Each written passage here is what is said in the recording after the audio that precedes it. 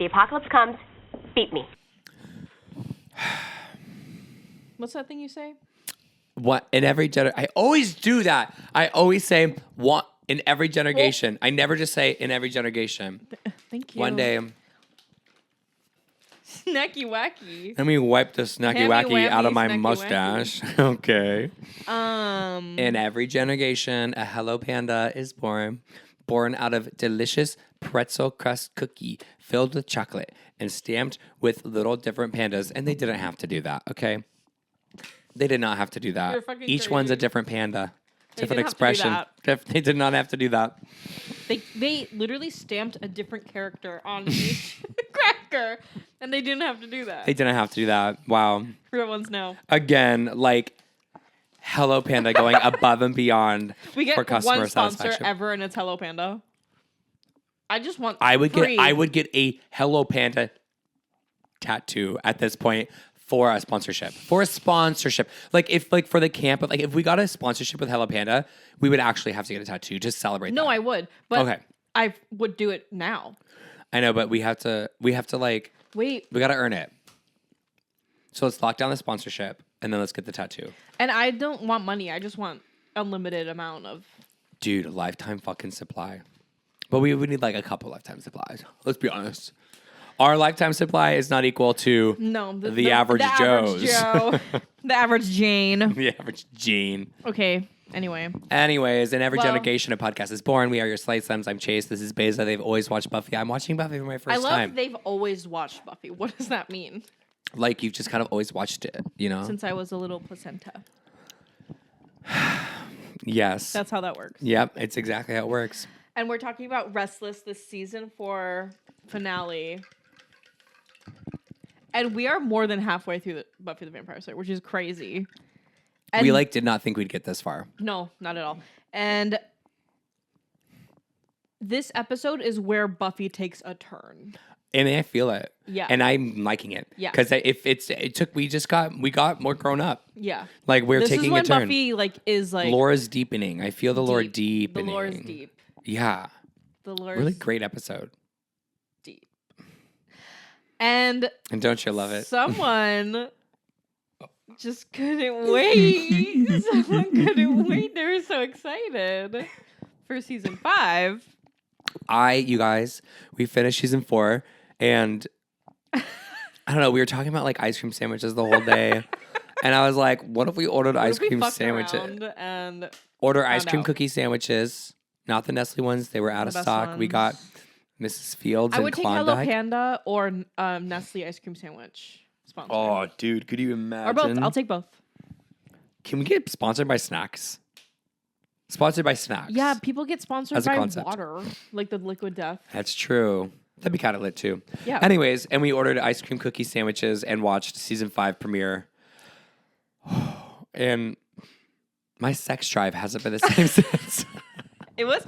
I forget how sexy. That is a sexy episode. I mean, Dracula's always sexy, but like something about that episode was off the charts. the chorts. Yeah. But we're not talking about it today. But No, but I just can't believe you were like, I was gung ho. Yeah. And then it ended with a certain celebrity I know, some ice princess I know, Miss L. Trash, and I was like, Michelle Trash.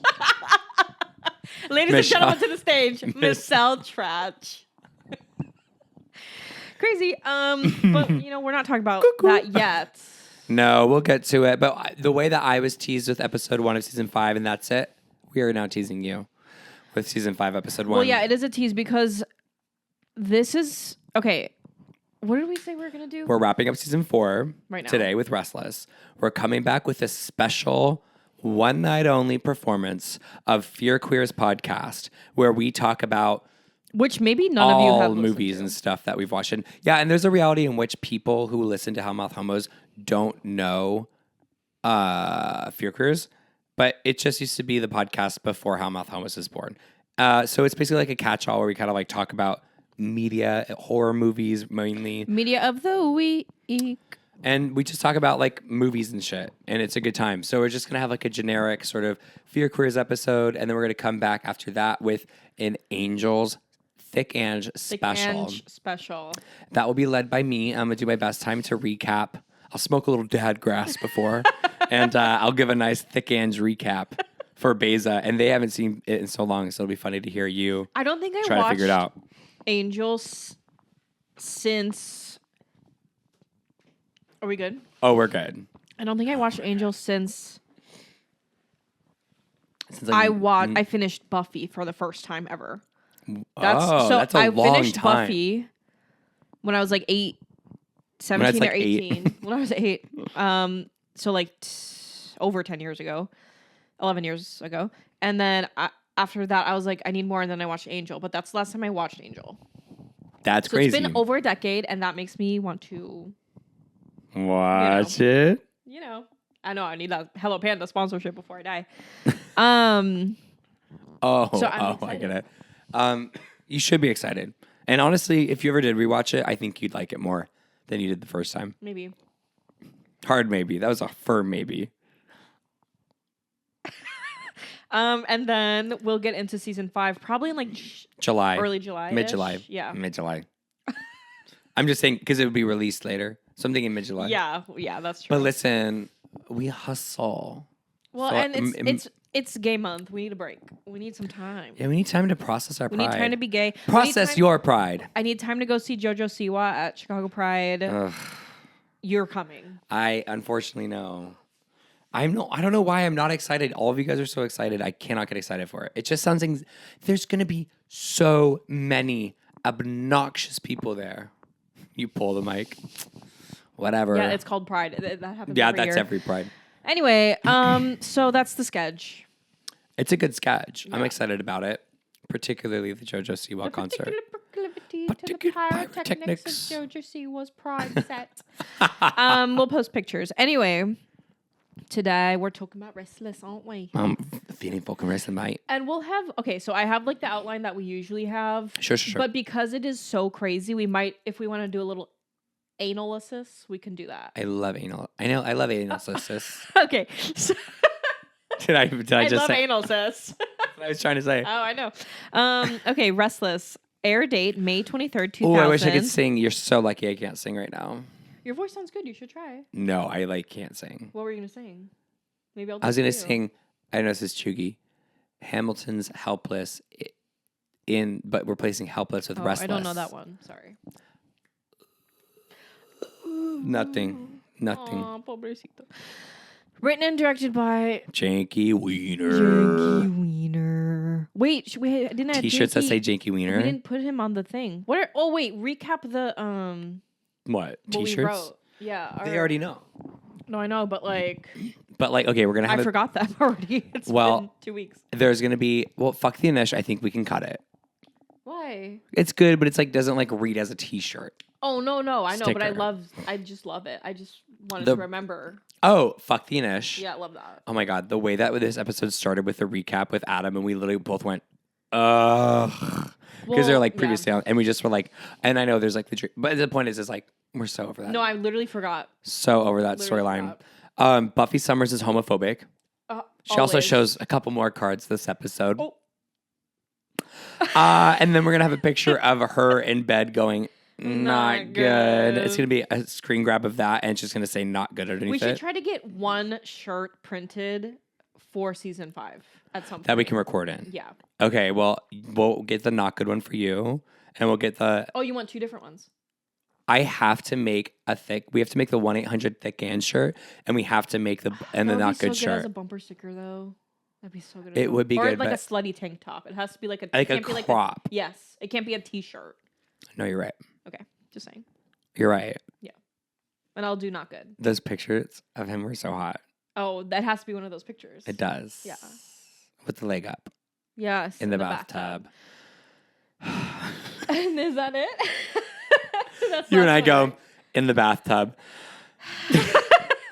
And then what was the one we just said? Wow, my memory's going. No, I think there's just so many things happening. I could literally cry at any point because I'm in a good way, you're live type of a way. We had Janky Wiener. Janky Wiener. And that's a great one. Directed by Janky Wiener.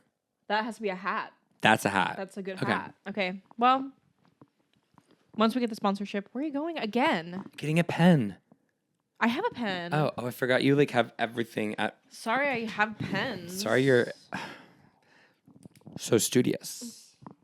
There's a hole in my sock. Nobody look. No free feet. No free Okay. toe. No frito. No frito. No Frito. No Frito. Okay, so Jinky Wiener. Great. Heard of him. Okay. Okay, so I have a little note to start off the episode. Okay. Let's hear it. So I wrote that this episode is a catalyst for the rest, big word, for the rest of the show in a way, because it really starts to question all of these things that we haven't really thought about before. Like, what is it to be a Slayer? What are we doing all of this for? Like, what's the point? Right. Where does the power come from, and where are we? And where are we going? Like, Where are we going? what's I the said, where are end we game? going? What's the end game with What's the end game? This pen doesn't work. Lots of foreshadowing for the next season and the show in general. And it's Great. also different from previous season finales where it's like these grand, I mean, we had like a grand battle in the last episode, but these like the previous ones wrapped everything up in a nice bow from start to finish with a new big, like we're waiting for the new big bad in a way. Right. But this is different because we're getting more raw and real in the Buffyverse. That's what I wrote. I look forward to it because season 4 has been such a treat.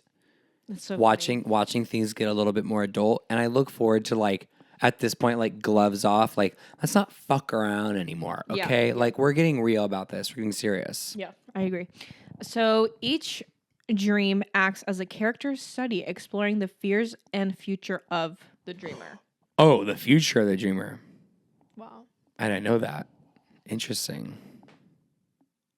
Now you know.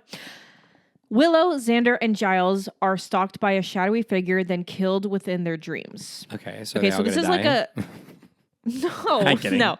Okay, the way in which they're killed. This is why I'm saying this. The way in which they're killed is directly related to the role they had assumed when melding with Buffy in the previous episode when they all did the tarot magic. Got it. Vibe.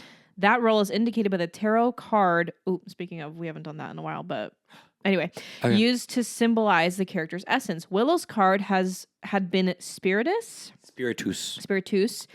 representing her magical powers. She is killed by having her spirit sucked out of her, so she was like choking. Xander's card had been Animus, representing his heart. He is killed by having his heart ripped out.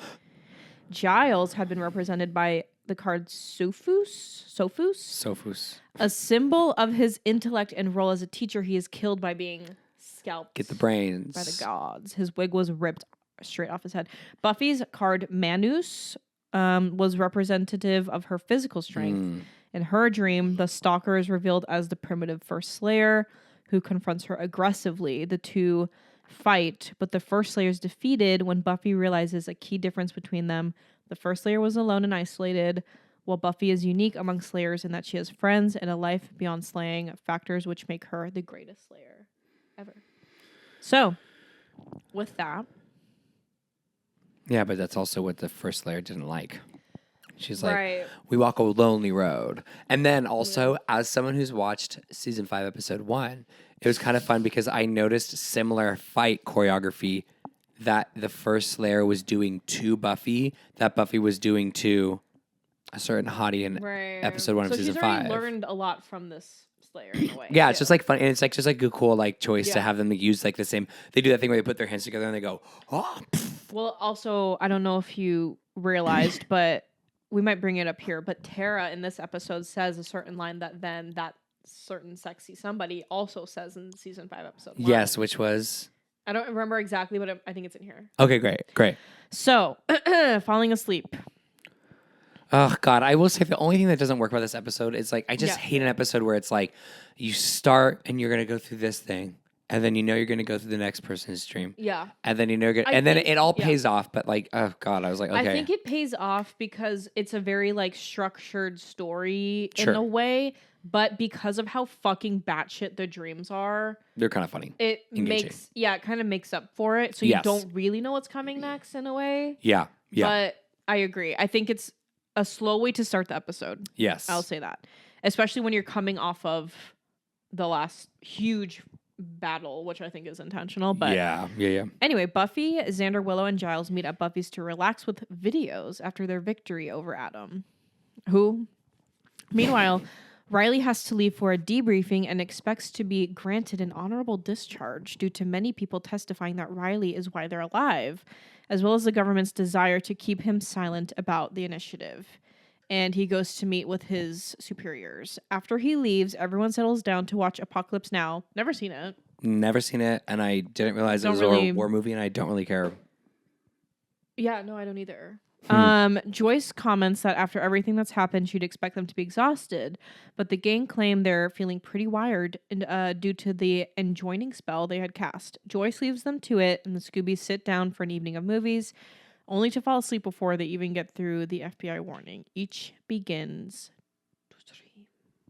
Let's dream. Let's fucking dream, bro. Okay, Let's fucking dream, bro.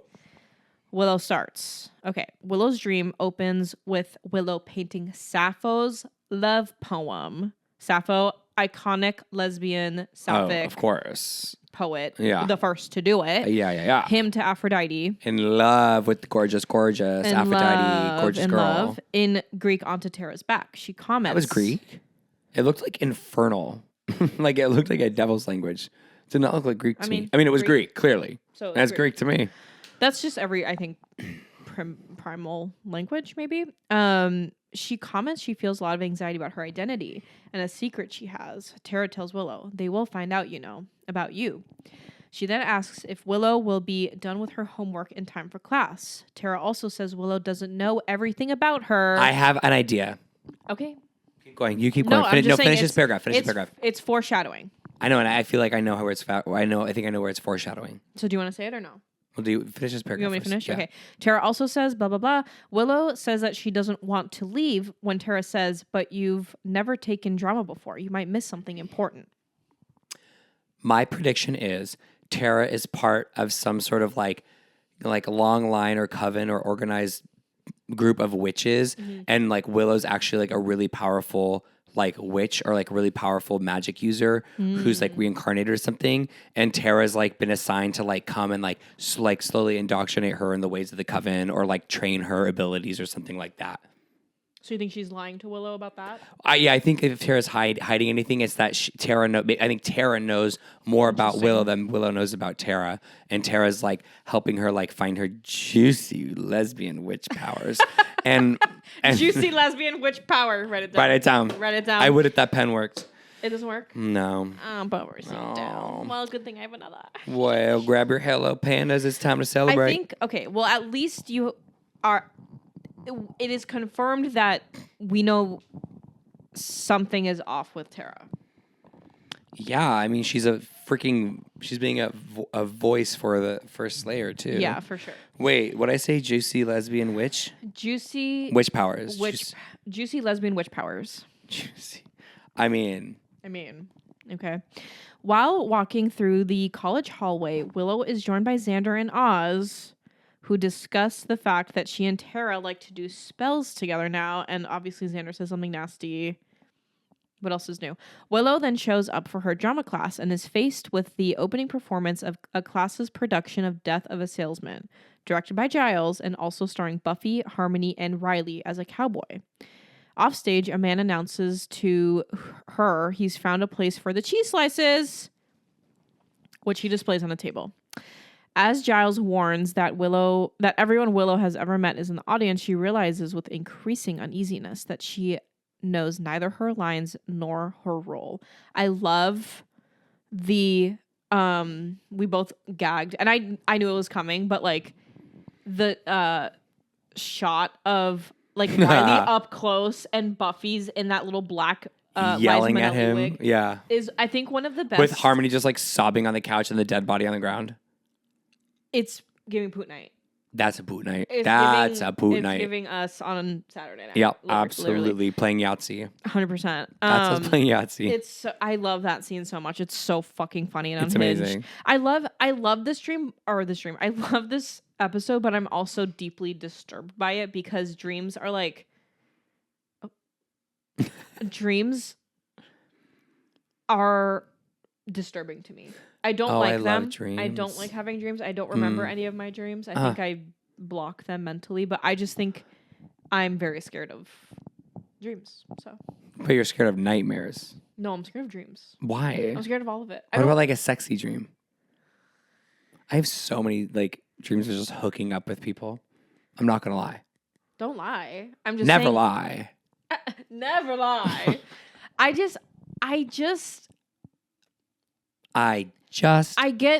don't like the disconnect from reality that dreams are. Is it because you're worried that it's actually real?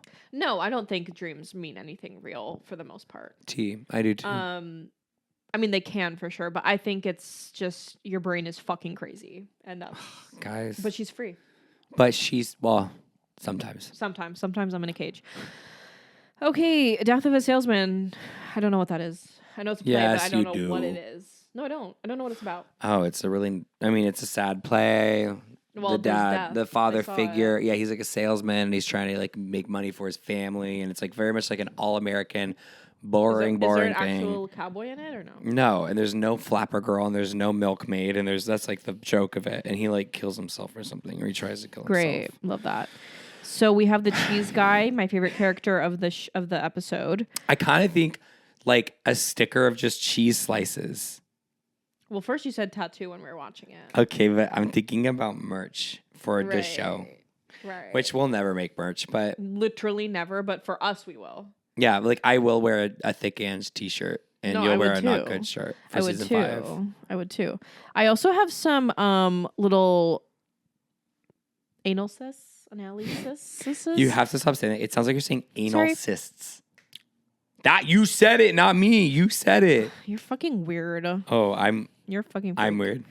Yeah, I'm weird.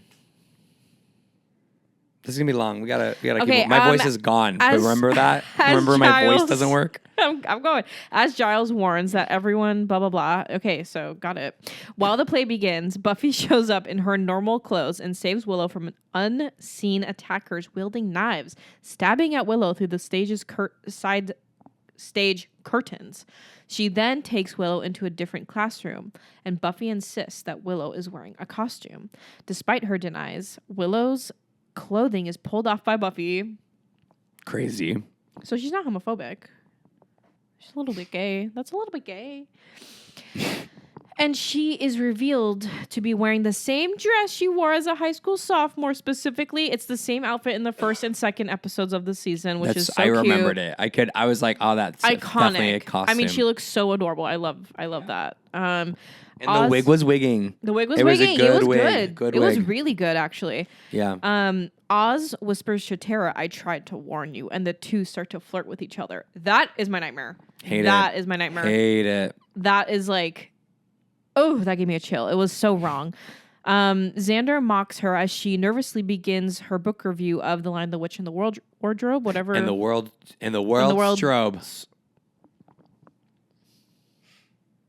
I'm gonna have you switch. It wasn't worth it. But as she does, a primitive girl attacks her. Scary. I just don't. Yeah. I don't know. I just don't know if that's the right phrasing. I agree. A primitive girl attacks her. How about that? Yeah, or like anything else. Yeah, anything else. I agree. Willow has the life sucked out of her in front of the class, as does the real Willow in the living room. Okay, your turn. Pop Slay to Xander's dream. Oh, an honor to read you're this. Welcome. You're fucking welcome, bitch. You read Xander's dream because I know you dream of Xander. I don't. Okay, well. Blake does somehow. Yeah, right. Xander wakes up on Buffy's couch to find a bizarrely altered version of Apocalypse Now playing on the TV. After excusing himself, he finds himself the object of an attempted seduction by Joyce. Hated it. In the restroom, he starts to unzip to pee, not for Joyce, then realizes that the bathroom is attached to a large white room that looked like the Anish. Many men in white coats ready to observe and take notes on his performance. Can we talk about that for 1 second? Let's talk about it. That man is gay. I guess that's... Oh, yeah. He's a gay exhibitionist. Well, he doesn't want to sleep with the woman. He wants to pee in front of a bunch of men. I'm so sorry. I think you're right. But, I think that is a really interesting observation of Xander, is that, he really I took that as like he really cares what other men think of him specifically. Always. And like he's very aware of like how he observes. And maybe that's not true, but that's my analysis. 100%. I think that's completely appropriate. And also, first time we're seeing Spike show up in a dream. And Xander would think of Spike when he's dreaming. Interesting. Yep. I just think that's really interesting. So that's it. He's definitely a deeply closeted character. IMHO. And he's like, his paranoia around Anya. Yeah. Because Honestly, he's probably like, this is the only girl I'll ever like have feelings for. Well, and I think even if Janky Wiener didn't mean for that to happen. Correct. I think he didn't need to spell it out, but we see it. Yeah. Oh my God. He then meets Buff. I'm not doing it. Do it. He then meets Buff, Giles, and Spunk. What was Spike's name? Spunk is good. In a playground where Buffy plays in the sandbox while Giles and Spunk, both wear identical tweed suits, enjoy the swings. That was cute. That was really cute. So cute. Oh my God. Just the two little British lads on the swing set. So cute. Obsessed. And I like how he's like having Spike act like a little kid looking up to Daddy Giles was insane. It's also, yeah. Right. I hear you, brother. Giles and Xander, okay. Daddy, chill. Listen, there's so many names. You know what I mean? There's lots of names. Giles tells Xander that Spike is like a son to him and is being trained as a watcher. Xander warns Buffy about playing there, but she says it's okay because they're not coming for me yet and calls him Big Brother. Okay. Mm-hmm. Abruptly, Xander's working in an ice cream truck when with Anya asks... She says she's thinking of getting back into vengeance. While they're talking, Willow and Tara, dressed in unusually revealing clothing. Oh, God. Fucking snooze fast. They start to kiss and suggest that he joins them. This really is... I'm sorry for the Xander hate. This is so boring. Like, this part of the episode is... Boring and just, like, fucking not the vibe, bro. Go home, and Roger. It's just, like... This is the most expected part of the episode. Mm-hmm. Like, just... I get it. He has sexual fantasies. Like... God, we get it. You're horny. Yeah, I just... Cool. I don't get... And just like... Sexual fantasies of his friends and has weird things with men in his life. His daddy issues. And again, this is Jinky Wiener's self-acclaimed self-insert. That is what is a little... makes it hard not to hate Xander. It's a little narcissistic. Yeah. This is. Yeah. Anyway. So basically he ends up in a basement and then Xander sees the cheese man and he says the cheese on his plate will not protect him. Suddenly back at UC Sunnydale, Giles tells Xander what's going on, emphasizing, the lighting. Now that's going to go on the mood board. The lighting, remember when Xander like chases down Giles at the school and it's like green with orange behind it and then blue? Yes. I do like that. And then Giles says, you must listen carefully because life may depend upon what I'm about to tell you. But then Giles starts speaking French. Anya arrives, but is also speaking French. That's funny. They and a group of others grab Xander and carry him away into a reenactment of the Apocalypse Now scene. Snyder tells Xander that your time is running out and he is any answer, he is just trying to get away. And he answer. Yeah, that was not on me. That was on the writing. So was that a scene from? I'm assuming that's a scene from Apocalypse Now. Like that sauna scene has to be. No idea, but okay. Xander says that he's a comfortador,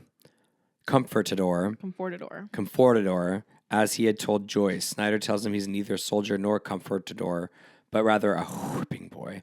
Xander makes a point, okay, to tell Snyder how happy he is that the latter was eaten by this. That's a crazy way to say this. Xander makes a point to tell Snyder how happy he is that the latter was eaten by a snake. Yep. Just say he was eaten by a snake. Literally, just say he. Xander, just say he. Xander then tries to flee the primitive and finds. Okay. Just call her like original Slayer. Call her. Well, we don't know that yet. I think. Sure. But I think, or like mysterious figure. Yeah. Or just figure. Period. Stranger. Mysterious stranger. Yep. Xander then tries to flee, and finds himself at Giles' apartment, then at Buffy's dorm, and then finally back in the back in the basement, He's where the back in the monster at the closet. top of the stairs turns out to be his own father, who berates and belittles him. Okay. Yeah, welcome to the club. Then Xander has his heart torn out by the primitive in the guise of his father. Okay. Vocal rest pop slay. Yeah. I get it. You took one for the team by reading Xander, so. I'm taking the next one. Giles' dream. Giles' dream. Okay, so a little bit of analysis is that Giles' dream is much shorter than Willow, Xander, and Buffy's dreams because Giles' insecurities are much less complex. Giles is an adult. He doesn't need to find out who he is. He already knows that. So that's why his dream is a little more... That's good, but also, that's not life, baby. Adults aren't like that. Adults are more complex. I agree, but I think the future, like what is the future aspect, is a little less intense as an older person than it is to be a teenager. Yeah, I agree. But I mean, obviously he is a human and he's allowed to have insecurities. But I think, I was going to say one other thing. I think also his dream being shorter is kind of a way to also illustrate that he is kind of being pushed out of the group in a way. And like he was going to leave, obviously, to go to England. But I think that kind of is a good way of showing that too. Anyway, Giles starts out at a fairground in Restfield Cemetery with his girlfriend, Olivia, who is pregnant, glowing, oh, she's so pretty. I wish she was on the show more. She's 10 out of fucking 10. I need more of it. I just need more of it. Yep. Pushing a baby stroller, and Buffy is acting as if she were a young child. Buffy throws a ball, staking a vampire. That was funny. Staking oh my God, a vampire. he's like, I'm a vampire. I loved that. I'm a vampire. So funny. In a carnival game and is rewarded with cotton candy. Obviously, this shows Buffy is... having fun. Kidding. She's having fun in the villa. No, she, is a daughter figure to Giles, obviously. Mm-hmm. As Giles comments that she will get the cotton candy all over her face, Buffy turns and her face is now covered in mud. Ew, Buffy. What does that mean? I don't know. Let me know what you think. Quicker than the others to understand that something is wrong, Giles confronts Spike, who is interesting how Spike's also in Giles' dream. I think everyone's just gay for each other. Especially those three. Giles, Xander, and Spike. Who is posing for a photo shoot in his crypt. Iconic. So, like, yeah, I would love a t-shirt. Of course. But it's like photo strips of like each one of his poses in the black and white. I think we can make that happen. All right. Or booty shorts and like each cheek. There's like a different picture of Spike. Well, how many cheeks you got? Like at least 6 How on a many good day. cheeks you got? How many cheese you got? I got lots of cheese. I love the cheese guy. I love him. I just love... I call him the Six Flags He mascot. is giving. Yeah. He's giving that. Like, but I just love how he's just there because like there's always one part. I mean, a lot of parts of dreams don't make sense, but I love the one thing that just is batshit, doesn't make any sense. Why is it there? right. But obviously part of the whole plot. So the cheese actually matters? No. I think, in the way that like nothing matters. You know what I mean? I'm going to pretend you didn't say that. But also, I like Buffy just going to start like slaying the vampire at the carnival game shows that slaying to her is like a game now. It's like second nature and she doesn't need Giles' help to do it. Oh, wait, she ate. She took at least a week of Psych 101 and then dropped. She took a bite of cheese. She took a bite of a slice of a cheese. I love that. Thank you. I didn't think of that. I better celebrate. Brain is so big and juicy. Oh, hello, panda. Well, while all of this is happening, Olivia is sobbing. Sad. Queen. Spike has hired himself out as a carnival sideshow while the cheese man is nearby wearing the slices. Iconic. I love that Spike is just a clown. Oh, yeah.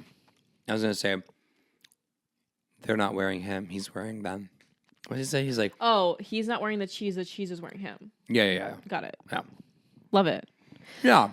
after lamenting that Buffy, we make cheese slice pillows cases. Yeah, it's so cute with like a long pillow. Yeah, no, square. Cheeses. Oh, just one slice of cheese, and then it comes in a set of 3 or 4. Right. Because you need multiple cheese. You can't just. He never has one slice of cheese. What is this? What is this? What is this pinky thing? Camila Cabello. Oh. I love it. That's what that is. It makes me laugh. After lamenting that Buffy should have killed the vampire, Giles walks from the mausoleum to the bronze, where she misgender Giles, where he meets Anya getting applause and laughs as a stand-up comedian, and Xander with a bloody chest wound. Okay. Okay. And Willow. Oh my God, you're Willow because you can't talk. Okay. Who warn him of their attacker. They are busy researching in old books, and they ask Giles to help them, impressing upon him the importance of getting the right answer, or we don't stand a chance.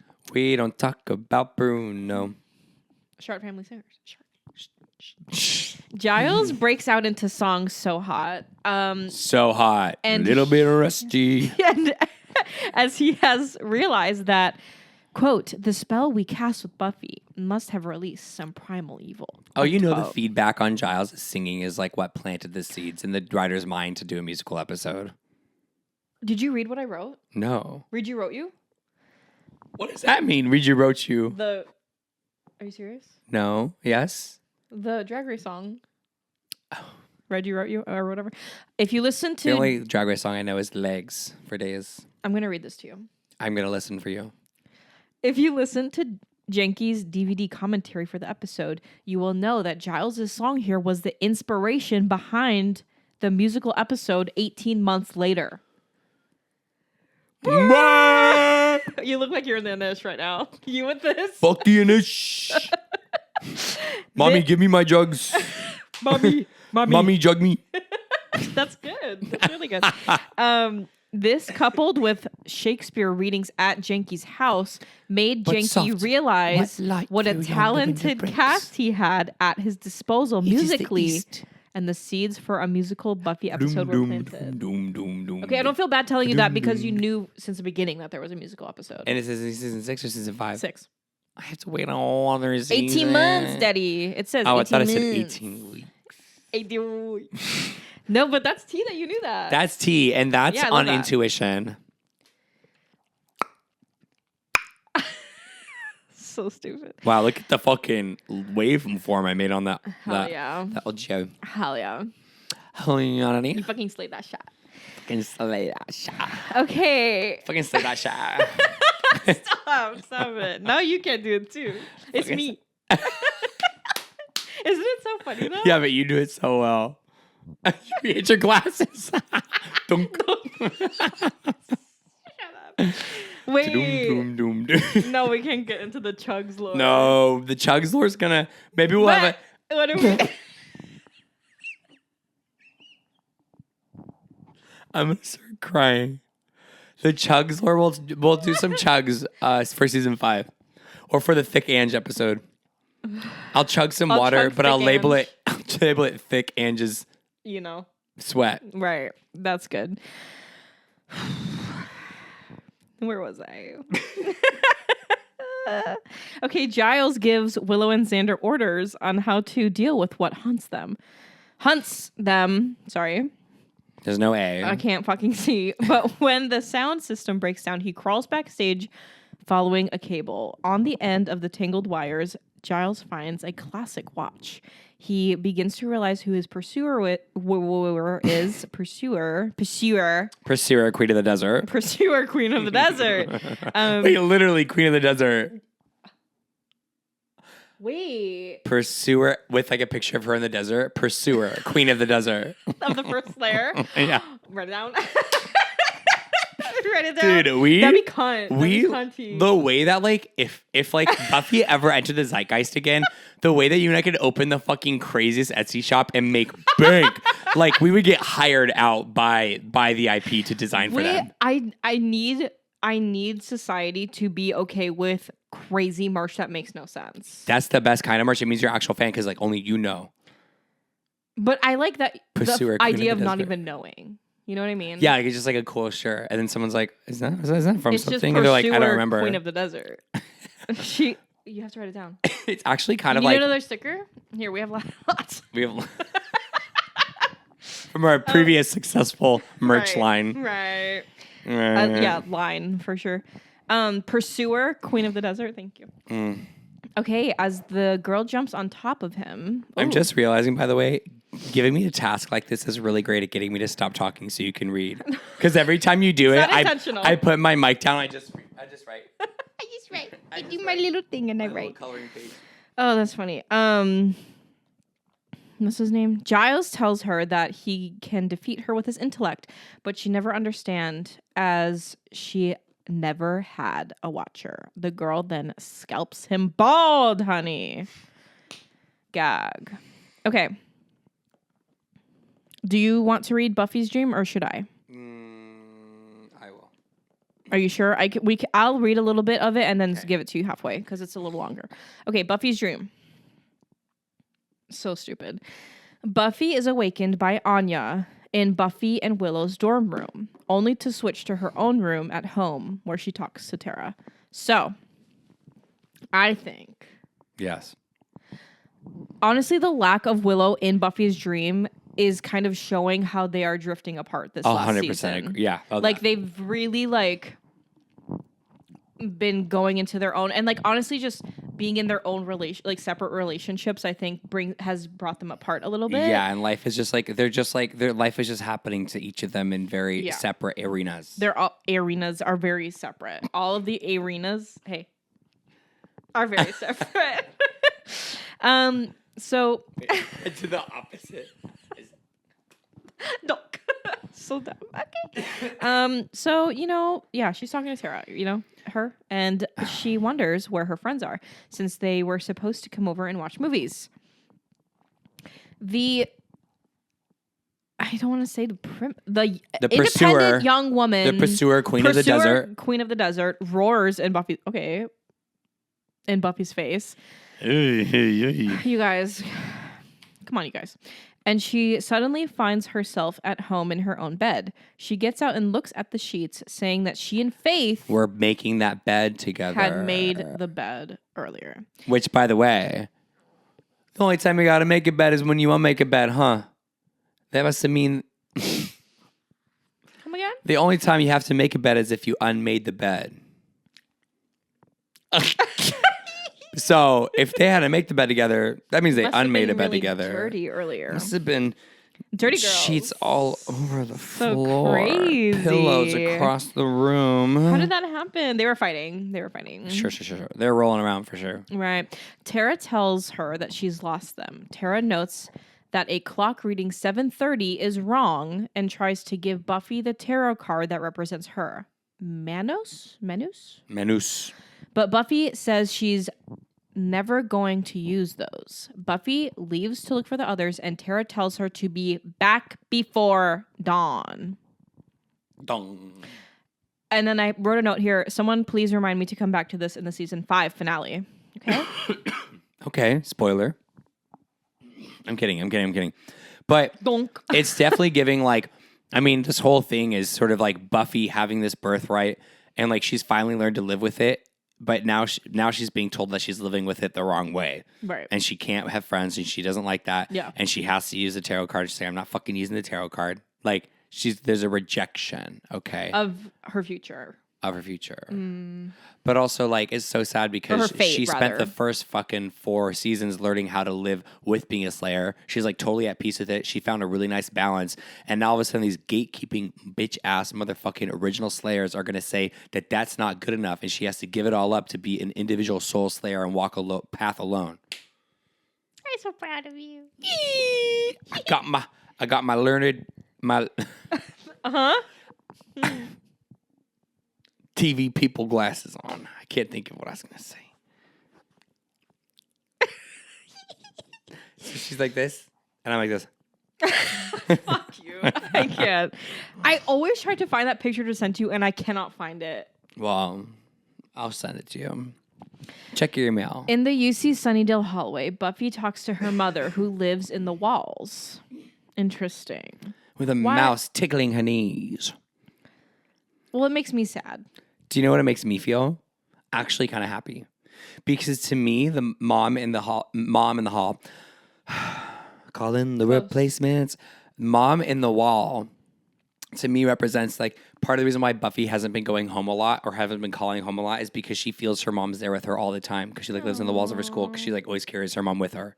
I love that. That's how I read it because like sometimes I just like don't call home because I just like I'm thinking about my parents all the time. So I'm like, surely they know I'm thinking about them. But then I'm like, oh no, they don't. Like I actually have to call them. I love that. That's nice. That's a good way to look at it. So she meets Riley at the Initiative. He has been promoted to... Fuck the Inish. Has been promoted to Surgeon General and is drawing up plans with the human Adam for world... I love that we were like, who the fuck is that? The guy? We literally were like, who the hell is this random guy? Yeah. I mean, obviously he looks different, but like he's tall. He's big. No, he's not thick. Thick Adam. Only one... A. So yeah, they're fighting for world domination, blah blah blah, starting by giving things names. Buffy asks Adam what his real name was before, but the human tells her that not a man among them can remember. Creepy. The three of them are interrupted by a demon attack, and Riley and Adam leave to create a pillow fort for protection. What I think about this. I know. Go ahead. What do you think I'm going to say? That like it represents Riley being a fucking child. I think and like a boy. I think it represents Buffy not taking him seriously. Yes. And like not seeing him as like her equal, which is T. That is fucking I'm like, T. Period. Absolutely. As you fucking should, I'm like Mia Buffy. Oh. No, you cannot mix the two. When Buffy finds her weapons bag, the only thing in it is mud. I don't know what the mud is. I'll be honest. I don't get the mud. Who knows what the mud is? I think the mud is like supposed to be representative of like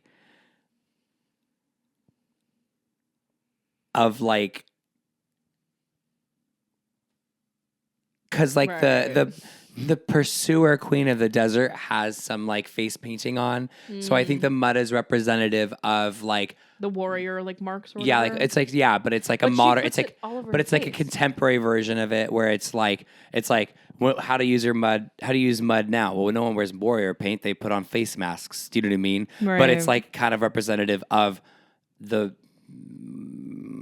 warrior, I don't know. The first Slayer. Sure.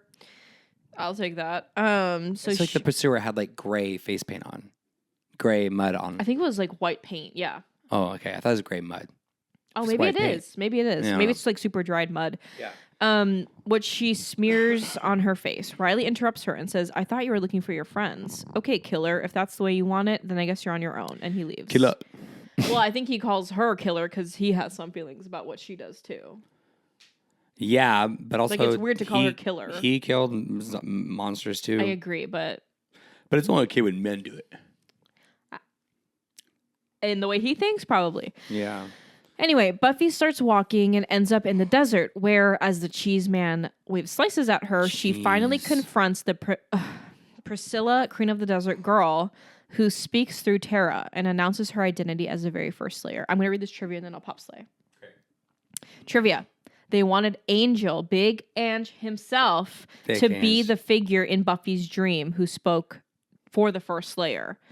Told her that the clock was wrong, all this stuff, the warnings, whatever. However, actor David Boreanaz was unavailable, so they used Tara instead. Which that could have been better. Sure. I like that it's Tara. It would have been scarier for his Angel because Angel always shows up to like tell her something bad's about to happen. Yeah. So it makes sense, but it works better. I think it works better for Tara. I agree. I think, but it would instill some anxiety in a way that, and it would. Also, just because Angel was going on at the same time, it would have made sense. Yeah. But I think it's a happy accident. Yeah, I agree. And I get why it would have been Angel, and it makes sense. Well, and Tara's so good at being so prophetic and like just like majestic and beautiful and stuff. So and did you notice? I think Justice, I forget the last name. Smith. Yeah. I think Justice, like, I feel like after watching. I saw the TV Glow. Are you talking about? Sorry. Okay. Yeah. I feel like Justice did sort of like almost like a Tara thing to their voice. Mm-hmm. Like the way that like that the way Justice was speaking was very like Tara, very airy and like unsure. Yeah. No, maybe. Maybe I don't know. I've never watched an interview with Justice outside of the movie. I don't think that's how they talk. Well, because I've seen, I don't know their pronouns, but I've seen them talk like in other TV and stuff. And do they talk like that? No. Yeah. So but, as an actor, who knows? But right. Anyway. The first Slayer tells Buffy that she cannot have friends and must work alone. Buffy finds a tarot deck in her hands, but instead of the usual pictures, the top card is a video of all of her friends as they must look now in her living room. Buffy looks at it and says, "I'm not alone."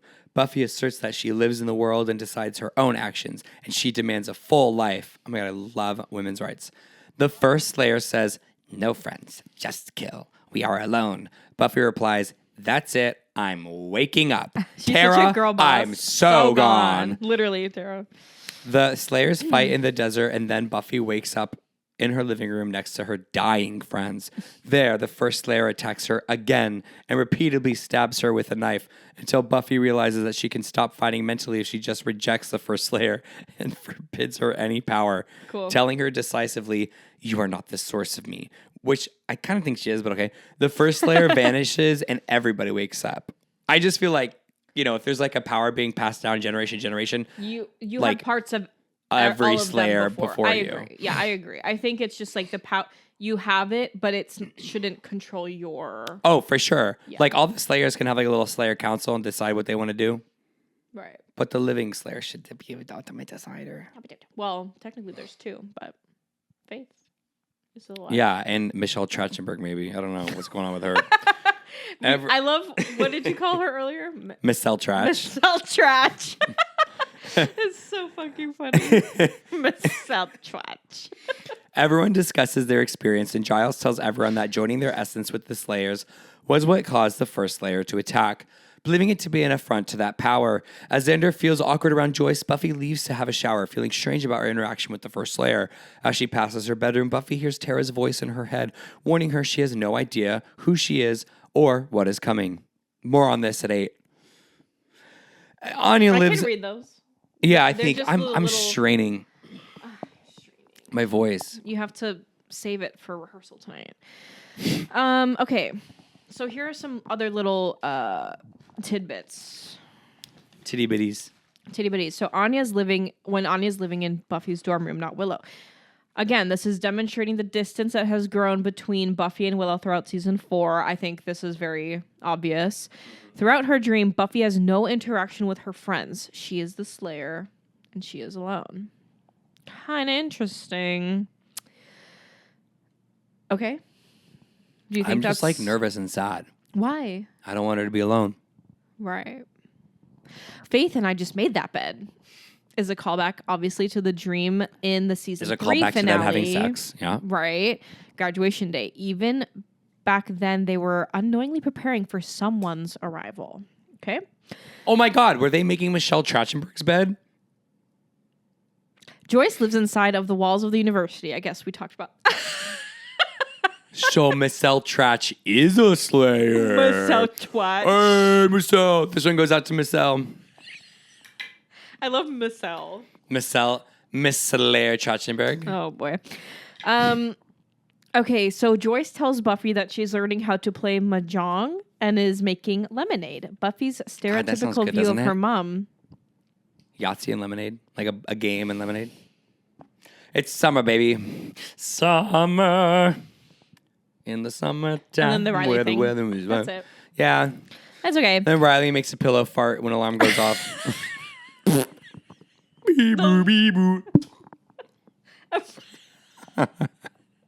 A pillow fart is crazy. You want to make a pillow fart? That's my only pillow fart.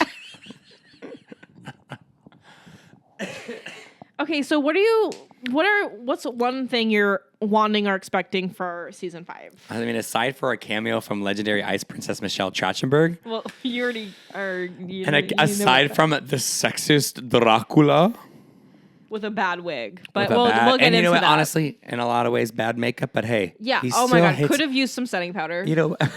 Just. Or less powder. You look dry. Or less anything, yeah. Anyway. Anyway. I mean, I'm just hoping. I honestly, I kind of need someone to die this season. I need like there to be like, I need there to be risks. I need there to be stakes because this season 4. They'll have stakes. They'll have stakes, all right. Hey. No. Hey. I'm not looking. Hey. I don't want to see it. Jeez. Get out. I have to get out. I have to get out. I have to get out. Okay, well. No. Oh. I want to say this. Okay. Season 4 was a great time. So it's your favorite season of the show so far? So far, season 4 is my favorite. But what it did not have was fucking stakes. Nothing really mattered. Yeah. You know what I mean? Yeah. And so I went season 5 to like rock my shit a little bit, and I want to be scared. I want stakes, okay? High stakes. High stakes. Wooden stakes. Beef steaks. Well, For the meat eaters. Oh, Thick Ange definitely is a steak girl. For and you know sure, what? brother. Never mind. So we'll be back with season 5 in like a few weeks. July, yeah, a couple weeks.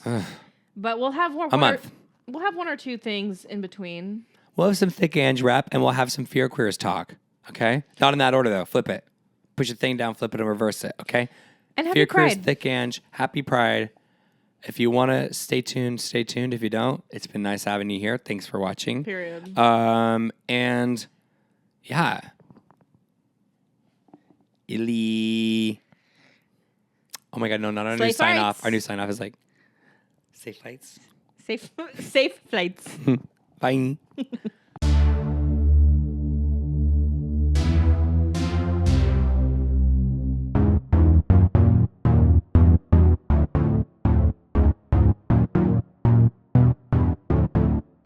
If the apocalypse comes, beat me.